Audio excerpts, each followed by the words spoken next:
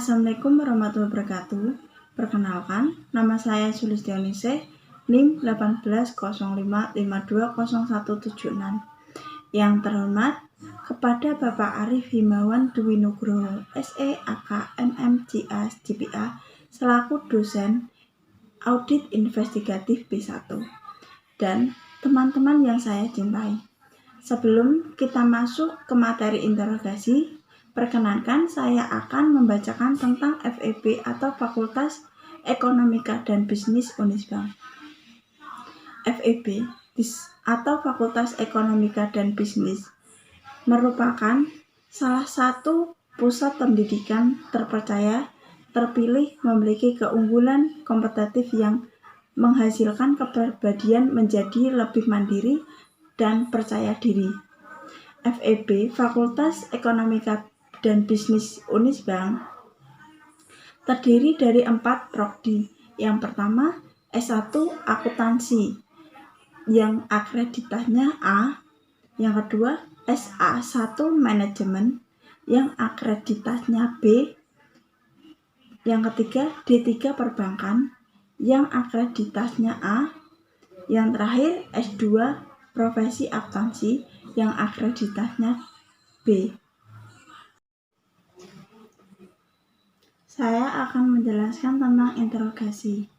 Interogasi, wawancara dan interogasi merupakan suatu teknik atau alat investigasi yang sangat penting bagi banyak orang, termasuk profesional dalam bidang penyidikan, menggunakan istilah wawancara atau interview dengan istilah interrogation. Keduanya berbeda baik tujuan maupun caranya.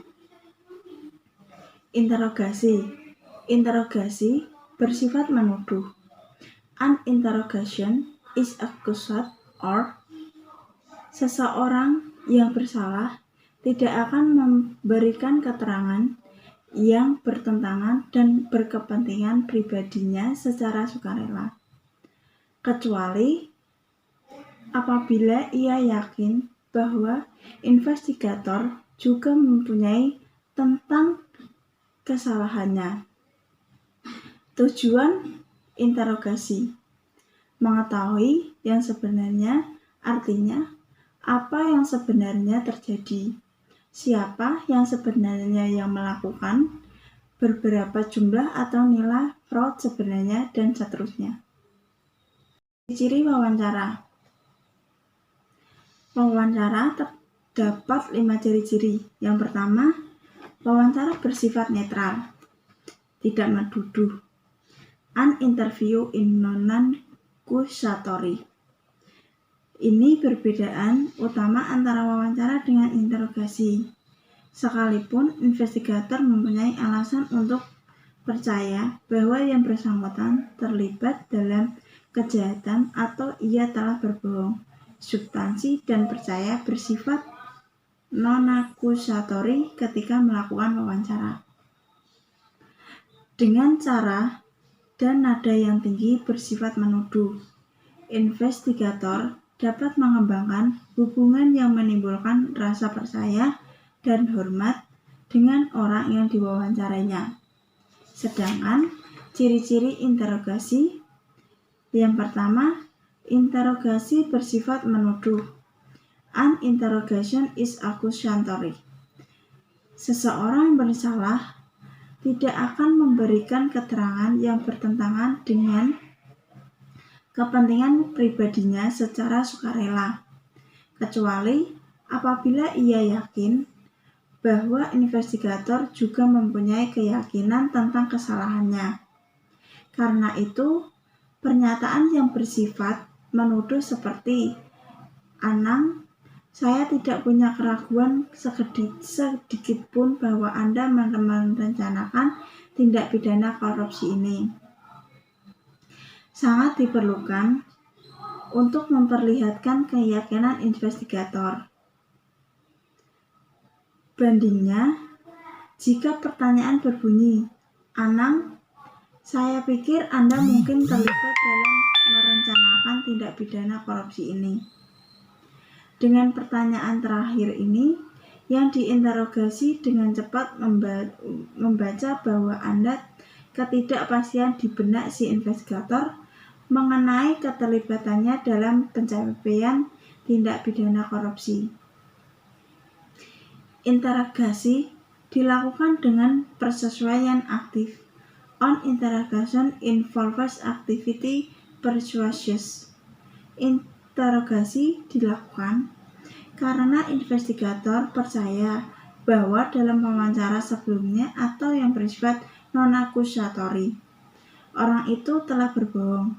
Kalau interogasi dilakukan dengan cara bertanya dan bertanya terus, sangat tidak mungkin investigator akan mendapatkan keterangan yang berisi kebenaran. Sedangkan ciri-ciri yang kedua dalam wawancara, yaitu tujuan wawancara adalah mengumpulkan informasi.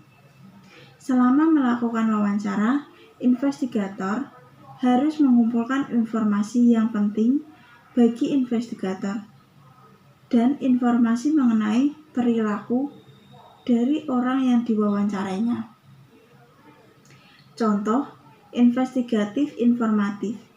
Apa hubungan antara orang yang diwawancarai dan orang tertentu yang dicurigai merupakan otak dari perbuatan tindak pidana yang diperiksa. Sedangkan ciri-ciri dari interogasi yang kedua, yaitu tujuan interogasi adalah mengetahui yang sebenarnya, artinya apa yang sebenarnya terjadi, siapa yang sebenarnya melakukan, berapa jumlah atau nilai fraud sebenarnya, dan seterusnya. The purpose of an interrogation is to learn the truth. Ada persepsi bahwa tujuan interogasi adalah mendapatkan pengakuan bersalah. Contoh dari tujuan interogasi, seseorang sedang sial. Ia dikira berbohong dalam wawancara sebelumnya. Karena itu, selanjutnya, ia diinterogasi. Setelah diinterogasi, baru ketahuan ia tidak bersalah. Dalam hal ini, investigator seolah-olah gagal mendapat pengakuan bahwa seorang itu bersalah.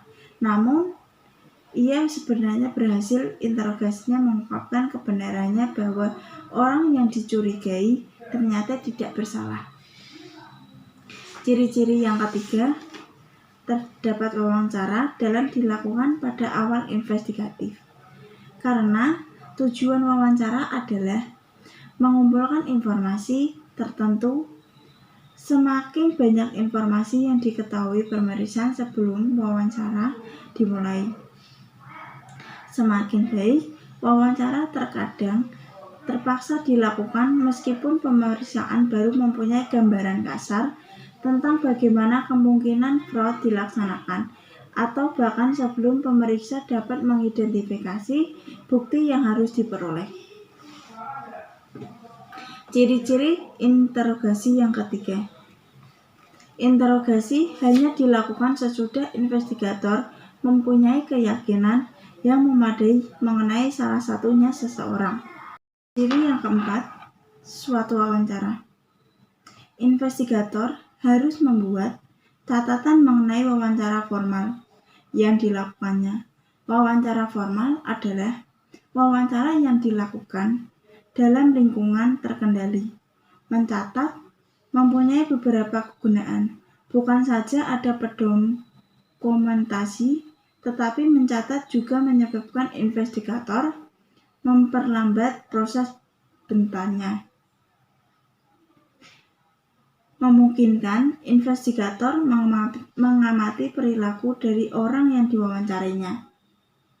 Pemeriksa perlu mengetahui bahwa seseorang lebih mudah berbohong ketika pertanyaan diajukan dengan kecepatan tinggi, seperti tebakan yang dilepas dari senapan otomatis. Mengatur tanya jawab yang diselingi masa hening yang panjang memberi peluang bagi yang mewawancarai untuk berpikir mengenai tanggapan yang bersifat menyesatkan. Pada gilirannya, ini akan menyebabkan kecemasan yang terlihat dalam gejala tingkat laku menipu. Juga, kalau yang diwawancarai adalah orang yang tidak bersalah, ia bisa bingung menghadapi pertanyaan yang diajukan dengan kecepatan tinggi. Sedangkan, ciri-ciri suatu interogasi yang keempat, investigator tidak boleh membuat catatan sampai sesudah tertuduh menceritakan yang sebenarnya, dan ketetapan hati untuk tidak beringsut dari posisi itu. Membuat catatan terlalu dini akan mengingatkan tertuduh bahwa keterangannya akan merugikan dirinya. Bahkan, para pakar menyarankan bahwa bukan saja catatan dibuat sesudah tertuduh, sepenuhnya mengakui apa yang sebenarnya terjadi. Pengakuan ini juga harus disaksikan investigator lain. Barulah setelah ada pengakuan yang disaksikan investigator lain, investigator mendokumentasikan pengakuan tersebut dan segala perincian dan pengakuannya. Ciri-ciri suatu wawancara yang terakhir atau yang kelima, wawancara dapat dilakukan dalam berbagai lingkungan atau sesuatu. Pemeriksa terkadang mempunyai peluang menemui orang itu di kantornya atau dalam perjalanan jalan kaki, dari tempatnya makan siang, di sudut jalan, dalam mobil, dan lain-lain. Memang idealnya wawancara dilakukan dalam suatu ruangan khusus. Wawancara seharusnya bersifat cair, tidak terstruktur dan tidak melompat dari suatu pokok ke pokok pembicaraan yang lain. Sebelum wawancara dimulai, pemeriksa mempunyai gambaran mengenai informasi apa yang ingin dikumpulkannya. Ciri-ciri suatu interogasi yang terakhir atau yang kelima, interogasi dilakukan dalam lingkungan yang terkontrol atau terkendali, bukan di sembarang tempat. Teknik persuasi yang digunakan atau seperti dijelaskan di atas memerlukan lingkungan yang ada privasi, tidak terganggu orang yang lalu lalang dan bebas dari halangan lain seperti suara bising dan tempat umum.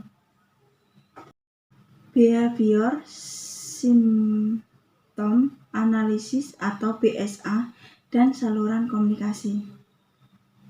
Secara harfiah, Behavior Symptom Analysis dapat diterjemahkan sebagai analisis gejala perilaku. Para dokter, psikolog, dan psikiater mengakui pentingnya mengevaluasi perilaku pasien atau klien mereka untuk membantu mendiagnosis penyakit.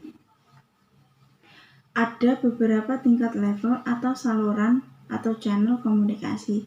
Makna sebenarnya dari ucapan-ucapan seseorang diperkuat atau diubah oleh berbagai saluran tadi seperti kegagapan, sikap tubuh, gerak tangan, mimik wajah, atau nada suara.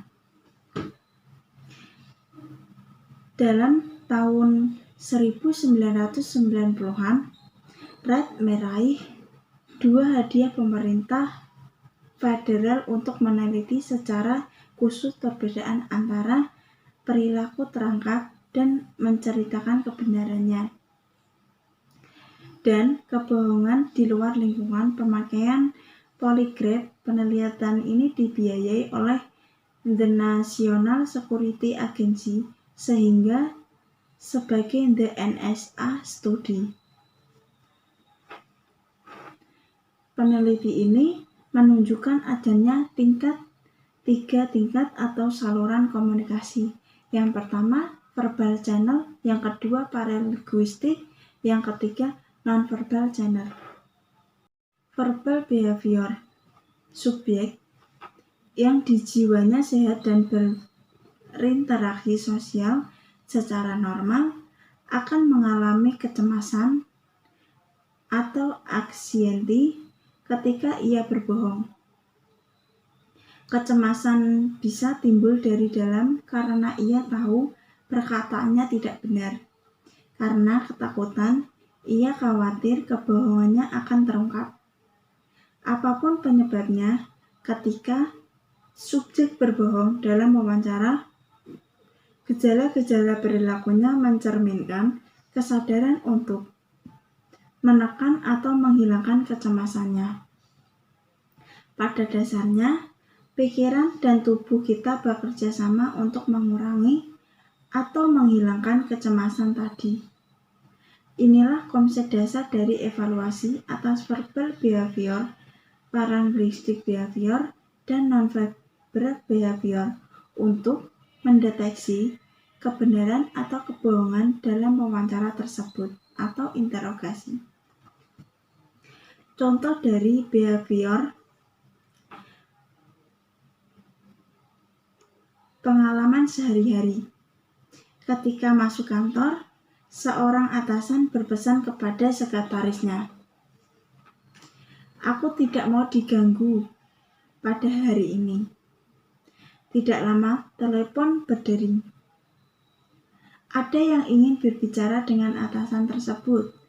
Sekretaris tidak dapat menceritakan yang sebenarnya, bahwa Bapak tidak mau diganggu hari ini. Ia dapat menceritakan bermacam-macam kebohongan, mulai dari Bapak masuk ke rumah sakit, atau Bapak tidak bekerja di sini lagi, atau Bapak sedang di luar kota. Namun ini adalah kebohongan yang teramat besar dan hanya akan menimbulkan kecemasan yang tidak perlu. Jika jawabannya disusul dengan pertanyaan seperti rumah sakit mana, atau berhenti bekerja di situ sejak kapan, sekarang kerja di mana, atau ke kota mana, kemungkinan besar sekretaris akan memilih jawaban yang menimbulkan kecemasan kecil, seperti Bapak menerima telepon lain, atau lebih baik lagi, Bapak sedang tidak available atau istirahat, Inggris yang disukai sekretarisnya sekarang.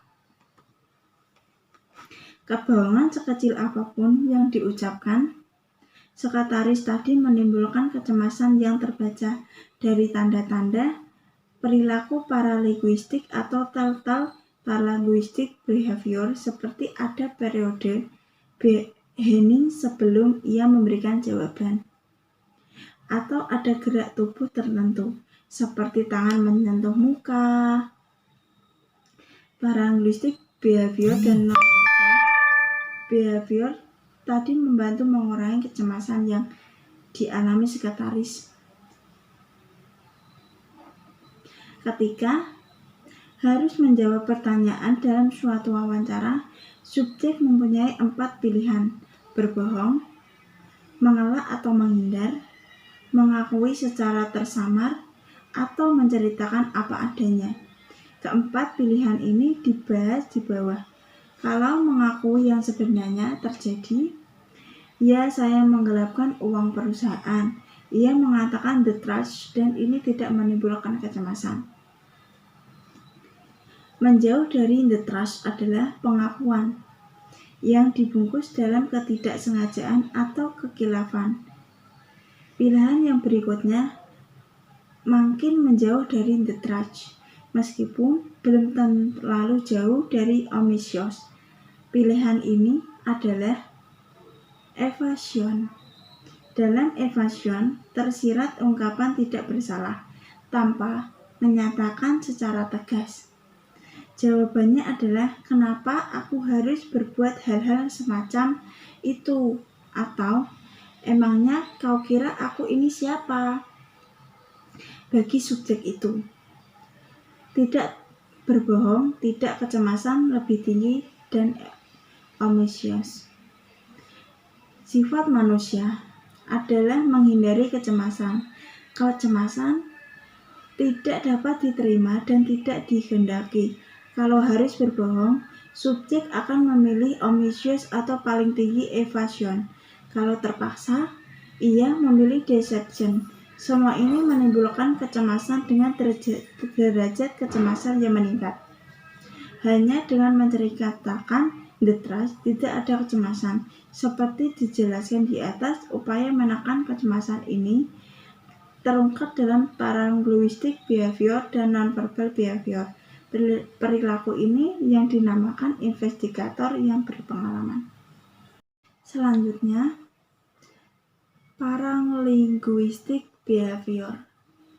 Dalam kehidupan sehari-hari, kita sering mendengar ucapan-ucapan yang makna sesungguhnya berbeda dari apa yang keluar dari mulut pembicara. Contohnya, suami mengatakan kepada istrinya, "Masakanmu sangat lezat." Namun, ciri-ciri dari percakapannya suami mengubah 180 derajat makna ucapannya menjadi "masakanmu tidak enak," atau bahkan mungkin lebih sarkastis. Ciri-ciri percakapan tertentu ini atau paralinguistic behavior inilah yang harus diamati investigator. Kalau saluran verbal dapat lebih dikendalikan, maka saluran paralinguistik agak lebih lepas kendali. Saluran ini juga lebih sedikit terkontaminasi oleh faktor-faktor eksternal dibandingkan dengan saluran verbal. Karena itu, paralinguistic behavior merupakan sumber terbaik untuk mendeteksi kebohongan. Ada beberapa ciri-ciri percakapan tertentu yang diketahui investigator. Yang pertama, response latensi atau masa atau periode keheningan. Menunjukkan rentang waktu antara kata terakhir dari pertanyaan investigator dengan kata pertama dari jawaban subjek. Dalam NSA studi, respon rata-rata untuk subjek yang jujur ada 0,5 detik. Sementara itu, untuk subjek yang berbohong adalah 1,5 detik. Yang kedua, early response atau jawaban lebih awal.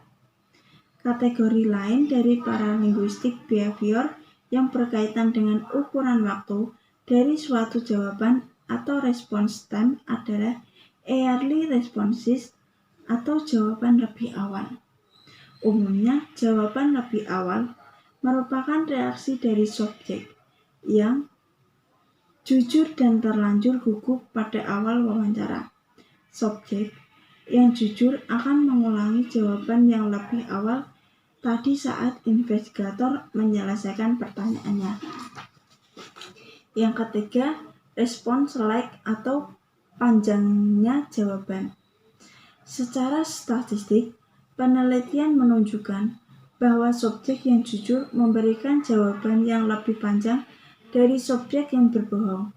Subjek yang jujur ingin memberikan jawaban yang selengkap mungkin dan sering kali menawarkan informasi tambahan yang tidak diminta investigator. Yang keempat, response delivery atau penyampaian jawaban. Penyampaian jawaban terlihat dari kecepatan atau rate, tinggi rendahnya nada atau pitch, dan kejelasan clarity. Hal-hal ini bisa sejalan atau konsisten bersesuaian dengan apa yang dilakukan, tetapi bisa juga bertentangan. Ketika subjek mengungkapkan emosinya secara jujur, rate dan pitch umumnya meningkat. Contohnya, melihat bagaimana seorang ibu menceritakan kecelakaan atau kematiannya anaknya. Tanggapan yang jujur tetapi dalam luapan kemarahan sering disampaikan dalam penggelapan kata-kata yang jelas, tegas, mantap, seperti, "Hei, dengarkan, aku tidak mencuri uang itu." Subjek yang jujur ingin investigator memahami jawaban sehingga ia akan berbicara dengan jelas dan volume yang tinggi atau volume yang pas. Yang kelima, continuity of the response atau kelanjutan dari jawaban. Jawaban yang jujur mengalir dengan bebas merupakan tanggapan yang spontan dan apa adanya. Jawaban mengalir sebagai satu alur pikiran, satu kalimat disesuai dengan kalimat yang lain, sambung menyambung dan tidak meloncat-loncat dari satu alur ke alur yang lain. Yang keenam, erasure behavior atau perilaku penghapusan. Dalam percakapan sehari-hari, seorang mengatakan sesuatu yang kedengarannya mungkin tidak menyenangkan bagi lawan bicaranya. Kemudian, ia mengatakan, cuma bercanda kok. Diiringi dengan gerakan alis yang senyum. Cuma bercanda kok. Gerakan alis dan senyum dalam pencakapan mempunyai efek atau menghapus konotasi yang bersirat dalam upayanya. Yang selanjutnya non-verbal behavior. Seseorang berhadapan dengan kobra yang sudah siap memakutnya. Secara fisik, ia mempunyai 3 pilihan dalam menghadapi kobra itu: melawan, melarikan diri, atau berdiam diri. Dalam fight dan flight, kita menyaksikan kegiatan fisik yang tinggi seperti dalam berolahraga. Non-verbal behavior dibagi menjadi 4: postur, gerak tangan, gerak kaki, mimik muka, dan wajah atau mata. Postur. Kita mulai dengan mengevaluasi sikap atau postur. Postur atau sikap ketika diwawancara mengungkapkan keterlibatan emosionalnya, rasa percaya diri, minat, apakah ada minat, pikiran melayang, entah kemana, atau cuek habis-habisan. Subjek yang jujur mempertahankan keterlibatan emosional, minat, dan percaya diri yang tinggi dalam menyampaikan pertanyaannya. Di sini ada gambar figur 19.1 dan 19.2. 19.1 menyilangkan kaki dengan santai. Dalam wawancara selama 45 menit, ia mengubah-ubah posisi dan perubahan postur dilakukannya secara kasual. Atau bayangkan perilaku anak-anak yang asik menonton kartu kesayangannya. Mempelajari nonverbal behavior sebaiknya melalui rekaman gambar dan suara dengan wawancara sesungguhnya. Di gambar 19.2, jujur dengan postur ke depan. Figur 19.3 dan 19.4, jujur dengan postur sedikit condong ke depan dan jujur dengan postur santai dan nyaman. Di gambar 19.5 dan 19.6, subjek yang berbohong terlihat dari gerak lambat, seakan tidak berjiwa, terjerambah dalam kursinya. Istilah bahasa Inggrisnya ada slouch. Meskipun berada di ruang wawancara, ia terkesan berada di tempat lain, jauh di sana, dan tempat tidak berminat dengan wawancara. Batang tubuhnya menjadi investigator. Hal serupa dicapainya dengan menggeser kursinya menjadi kursi investigator. Bentuk lain dari sikap menjauh atau retreating posture adalah menyilangkan lengan di depan dada atau tungkai di atas tungkai, dilakukan dengan ketat seolah-olah menjaga sesuatu yang tidak boleh terlepas dari kedepannya. Seolah-olah ada tembok penghalang yang ingin dipasangnya antara dia dan investigator. Perilaku nonverbal yang paling mengungkapkan subjek berbohong adalah kemampuannya mempertahankan postur tadi selama wawancara berlangsung, statis, tidak berubah. Selanjutnya ada gerak tangan. Sebagai tanggapan atas pertanyaan investigator, Subjek dapat melakukan 3 jenis gerak tangan. Yang pertama, subjek tetap tidak melibatkan dirinya, tidak ada gerak tangan sama sekali. Ini merupakan tanda bahwa ia tidak mempunyai percaya diri terhadap jawaban yang sudah atau akan diberikannya. Atau ia memandang pertanyaan itu tidak penting. Kedua tangan menjauh dari tubuh, seperti orang berpidato atau guru yang sedang mengajar. Gerak tangan ini disebut perilaku menjelaskan storytelling behavioring. Di sini ada figur 19.8 dan 19.9. Menjelaskan apa adanya. Menjelaskan apa adanya, illustrating behavior, lebih sering ditunjukkan oleh subjek yang jujur. Ketika subjek jujur menceritakan pengalamannya yang berhubungan dengan kegiatan fisik, investigator akan melihat atau bisa memperkirakan akan adanya gerak tangan ini. Gerak tangan ini kita saksikan ketika seorang menceritakan berbagai pelaku menyodorkan amplop berisi uang segogokan dan ia menolaknya. Selain itu, seorang wanita yang menceritakan bagaimana ia diperkosa atau sopir taksi yang menceritakan bagaimana ia menyerahkan uangnya di bawah todongan. Ada lagi gerak tangan yang dalam bahasa Inggris disebut hand shrug. Dengan gerak tangan ini, subjek ini mengatakan, aku tidak tahu, aku tidak peduli. Dilihat di figur 9.9. Hand shrug seakan ingin menyatakan terserah. Adaptor behavior dapat dibagi dalam kategori grooming gesture atau gerak mempersolek atau merapikan diri, personal gesture atau gerak yang bersifat pribadi, dan protective gesture, gerak melindungi atau berlindung, atau supporting gesture atau gerak yang mendukung atau menopang.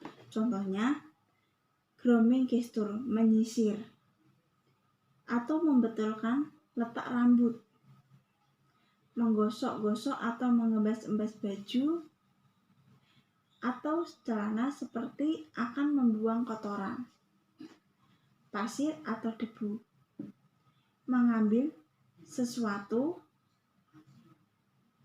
dari lengan baju seolah-olah ada lalat mati atau kumbang yang bertengger, memeriksa kuku, merapikan dasi atau kaos kaki, dan lain-lain. Gerak-gerakan ini sendiri tidak mempunyai makna atau relevansi. Selanjutnya ada gerak kaki. Ketika subjek menyilangkan satu tongkatnya pada yang lain, ia mungkin menghentakkan satu kakinya ke tanah. Kalau hal ini sering dilakukannya, ini tanda kecemasan. Ini tidak usah berarti bahwa subjek berbohong, namun perubahan dalam kaki, misalnya dalam hal memulai atau mengakhiri gerakan secara mendadak seiring dengan jawaban atas semua pertanyaan, bisa merupakan indikasi subjek sedang berbohong.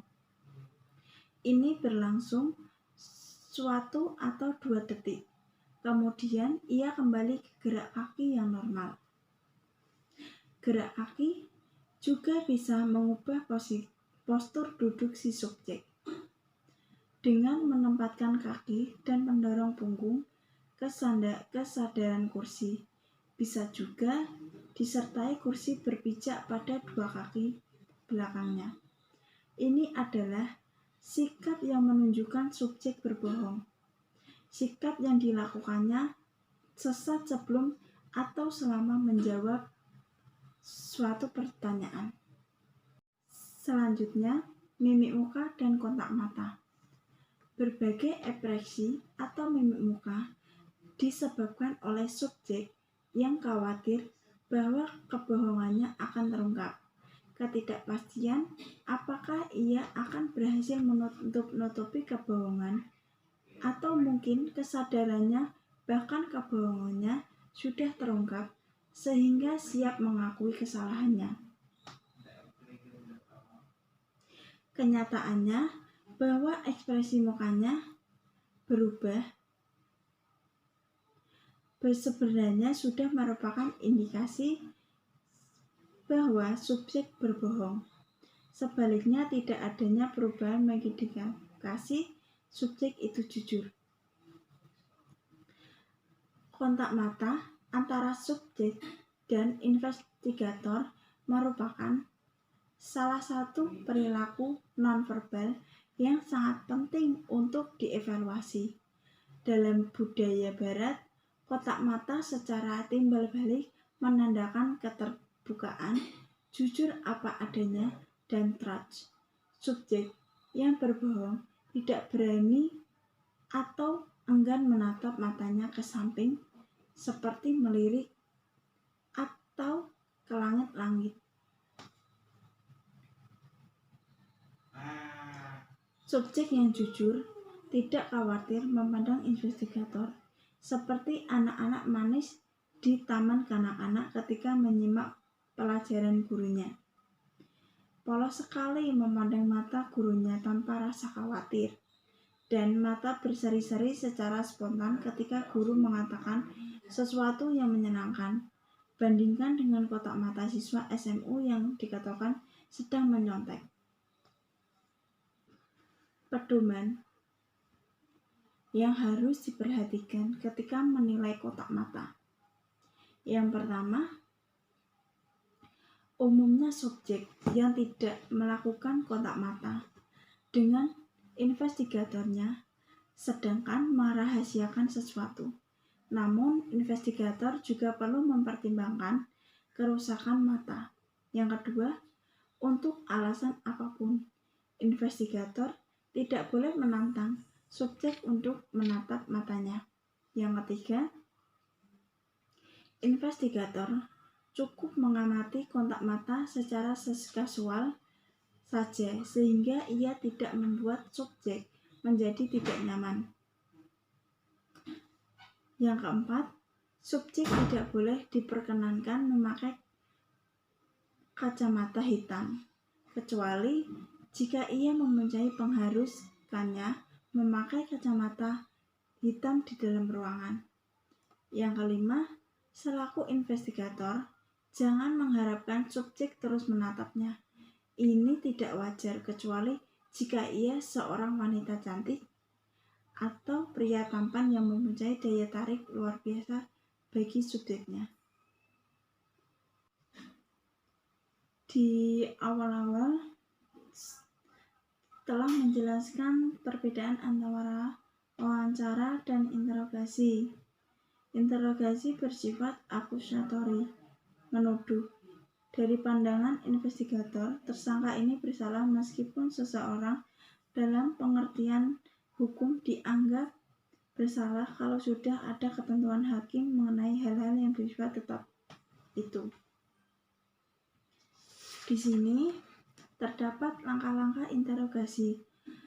Langkah-langkah interogasi dibagi menjadi 9. Yang pertama, direct positive confrontation.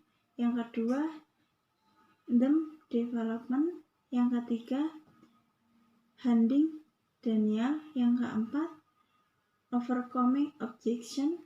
Yang kelima, keeping the suspect attention. Yang keenam, harding the sports possible mood.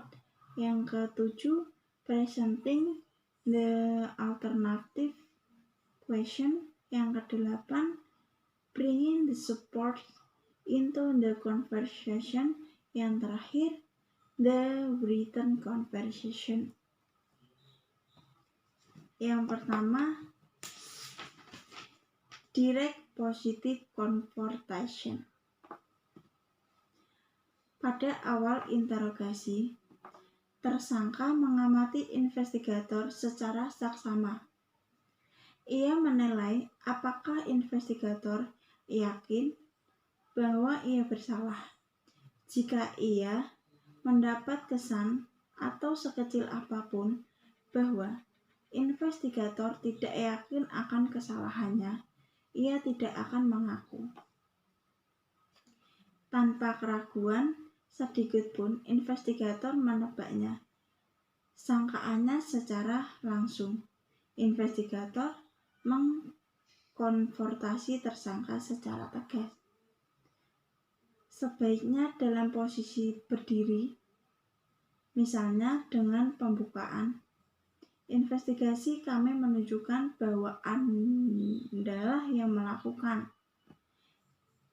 Lanjutannya dengan kalimat yang singkat, langsung dengan tegas, direct dan positif sambil membuka halaman tertentu dalam folder yang berisi bukti.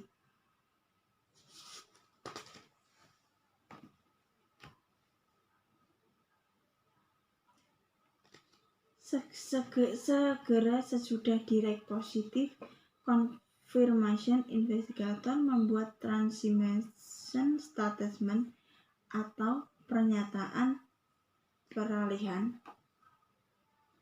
Berikut beberapa contoh pernyataan yang memanfaatkan. Yang pertama,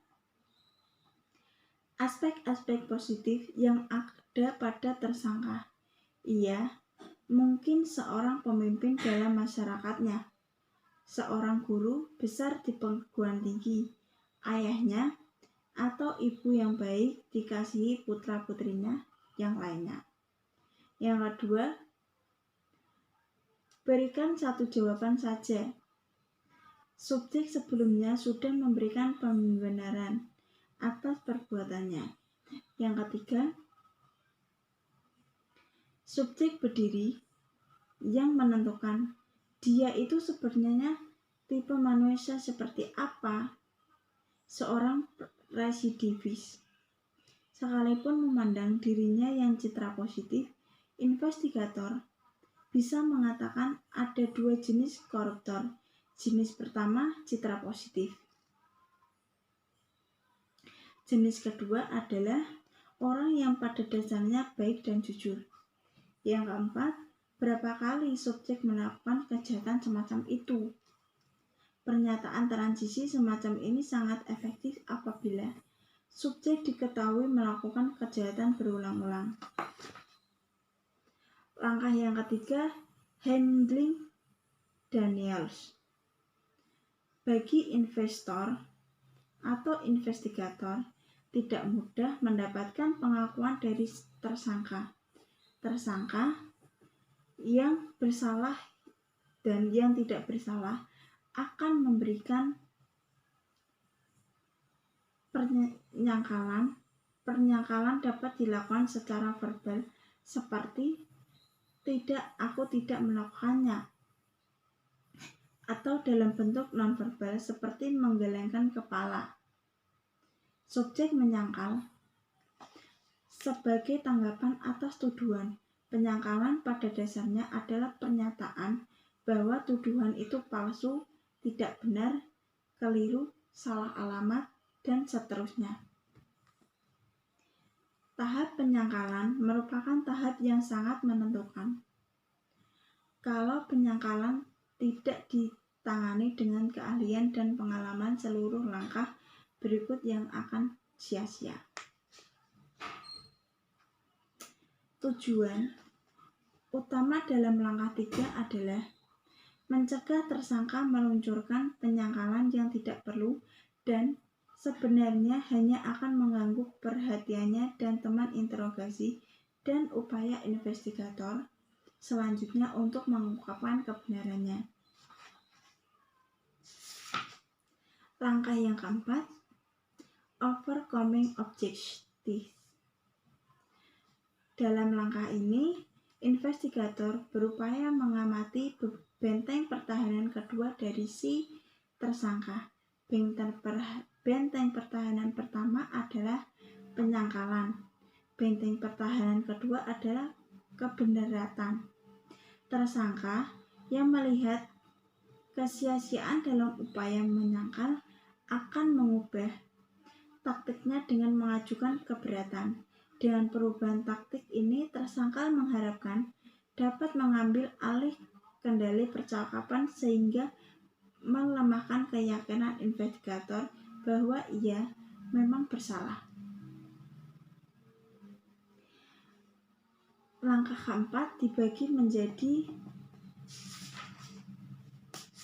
3. Yang pertama, mengenali kebenaran. Yang kedua, menghargai keberatan. Yang ketiga, membalikan keberatan. Selanjutnya, langkah kelima, keeping the speed attention. Seperti dikatakan di atas, tersangka umumnya tidak akan tinggal diam dan bersantai-santai.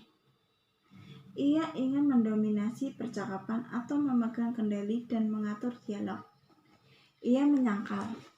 Langkah 3 atau mengajukan keberatan. Langkah 4, apabila investigator berhasil menghentikan penyangkalan dan membalikan keberatan tersangka, maka tinggal satu strategi lagi yang bisa digunakan tersangka.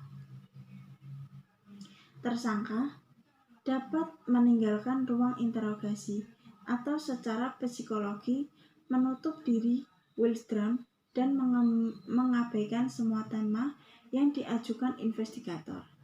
Kita mungkin pernah mengalami situasi seperti ini. Sebagai mahasiswa, kita bosan mendengar kuliah atau sebagai peserta seminar. Kita letih mendengar uraian pembicaraan.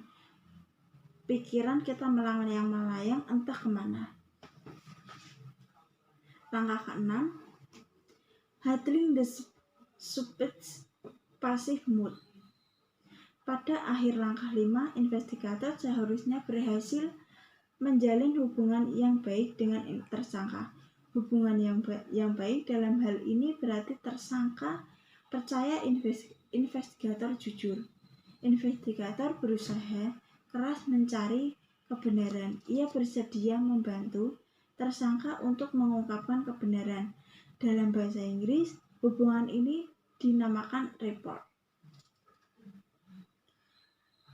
Investigator mulai mengarah pada suatu pokok tertentu dari tema yang dikembangkan.